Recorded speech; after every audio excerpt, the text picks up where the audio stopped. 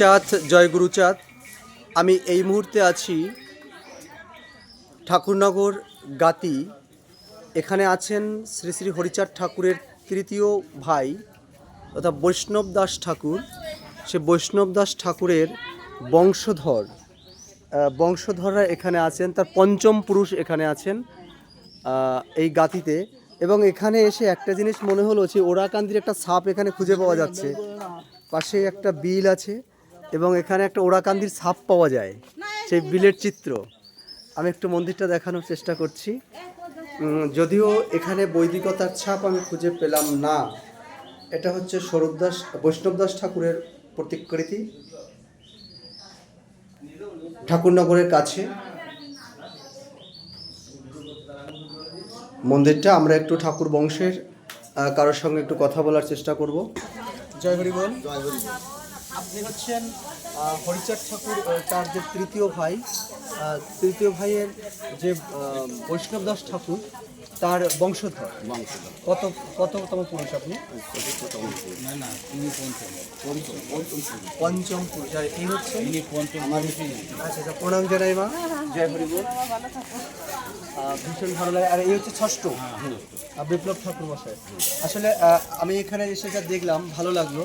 তো আপনাদের এই ঠাকুর বংশের, আপনারা জানেন যে নিষ্পেষিত, নির্যাতিত, নিপীড়িত মানুষের মুক্তি বাড়িই আপনাদের বংশধর।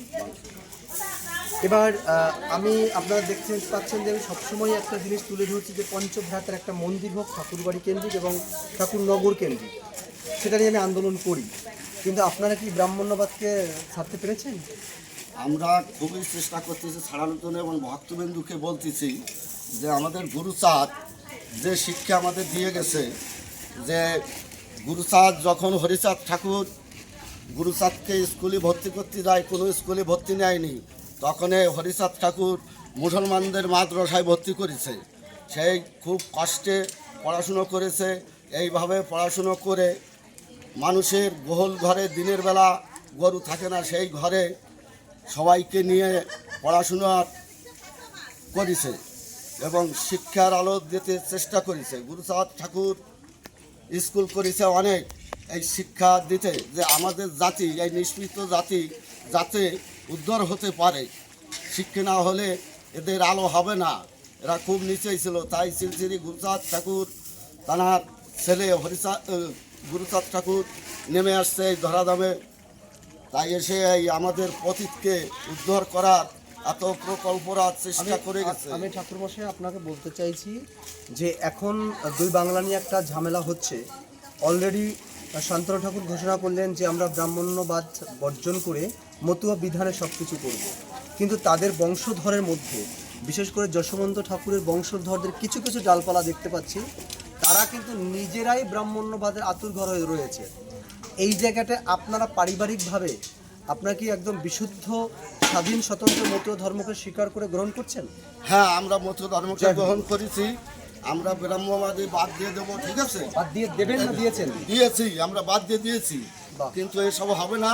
আমরা এখন মতুয়া মতে যে বিধান আসে সেই বিধানে আমরা কাজকর্ম। আপনার ঘরে আরেকজন গুণী সন্তান বিপ্লব ঠাকুরের সঙ্গে মাঝে মাঝে কথা বলছি। তার চিন্তাভাবনা, নৈয়ায়িক যে উদ্ভাবনী শক্তি, সেটা আমার খুব মুগ্ধ করে। আমি ঠাকুরমশাইকে বাড়িতে আজ গেলাম। ঠাকুরমশাই, এই ব্রাহ্মণ্যবাদ যেটা ক্যান্সার, এই ক্যান্সার থেকে মুক্ত হওয়ার জন্য হরিগুরুচাঁদ ঠাকুর যে আন্দোলন করেছিলেন,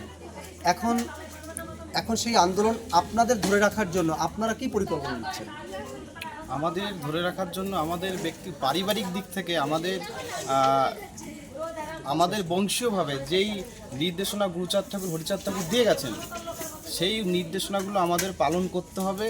এবং আমি যেখানেই মানুষের আলোচনার জন্য যাই তাদেরকে বলি যে তৎকালীন সময়ে আমাদের কোন অবস্থান থেকে এই উঠে আসতে হয়েছে, আমাদেরকে কিভাবে অত্যাচারিত করা হয়েছে, কীভাবে নিপীড়িত করা হয়েছে, আমাদের শিক্ষা দীক্ষার কিছুই অধিকার ছিল না। তো মতুয়া ধর্ম হচ্ছে সেই প্রতিবাদের জায়গা থেকে কিন্তু এই মতুয়া ধর্মের সৃষ্টি হয়েছে, সেই বৈপ্লবিক একটা ধর্মের সৃষ্টি হয়েছে। তো আমরা চাই প্রতিটা কাজ আমাদের মতুয়া মতে হোক এবং যত কুসংস্কার আচ্ছন্ন মনোবাদ সেইগুলো ধুয়ে যাক, মুছে যাক এবং প্রকৃত সনাতন, সূক্ষ্ম সনাতনের কথা মতুয়াতে বলা হয়েছে, সূক্ষ্ম সনাতনের জাগরণ হোক, কুলসতাগুলো ছড়িয়ে যাক। আপনার স্ত্রী আছে এখানে? হ্যাঁ, আচ্ছা। আপনার নাম কি? আচ্ছা আচ্ছা। আর আপনার নাম হচ্ছে কৃষ্ণ ঠাকুর, হ্যাঁ, আর কৃষ্ণ মায়ের নাম? ঠাকুর। বাহ। আর আপনাদের সন্তান কি? আচ্ছা আচ্ছা। আর আপনার হচ্ছে একজন, এক ছেলে এক বা তার তিনি কোথায়, দিদি কোথায় আছেন? দিদি আছে শ্বশুর। আচ্ছা, তার মানে আমরা এখানে এসে একটা জিনিস পেলাম, সেটা হচ্ছে এই যে ঠাকুর মন্দিরটা আপনারা দেখছেন, এই ঠাকুর মন্দিরে এসে কিন্তু আমি সেই বৈদিকতা বেশি একটা খুঁজে পাইনি, তবে কিছু একটা পেয়েছি। আমি বলবো সেটা আমি এখন এখানে উল্লেখ করছি না, যে সেটাও আমরা কাম্য নয়, কামনা করছি না। কারণ মাথায় রাখতে হবে যে যশবন্ত ঠাকুরের বংশধর আপনারা, সেই রক্ত আপনাদের মধ্যে বইছে, সেই তেজ যদি আপনাদের মধ্যে ঝিমিয়ে যায়, আপনারা যদি সেই সব কিছু আঁকড়ে ধরে থাকেন, তবে আমরা কোথায় যাব? আমরা হরিগুরুচাঁদ ঠাকুরের উত্তরসূরি মনে করি, আর সেই রক্ত বীর্য যশবন্ত ঠাকুরের আপনাদের শরীরে বহন করছে। তাই যেটুকু আছে এটুকু আপনার ধুয়ে মুছে ছাপ করে এক হরিচাঁদ গুরুচাঁদের উপর ভরসা রেখে স্বাধীন স্বতন্ত্র ধর্ম, স্বাধীন স্বতন্ত্র মতুয়া ধর্ম প্রতিষ্ঠিত হবে, এই বিশ্বাস রেখে আজ এখানে এ পর্যন্ত। জয় হরিচাঁদ, জয় গুরুচাঁদ। হরি বল।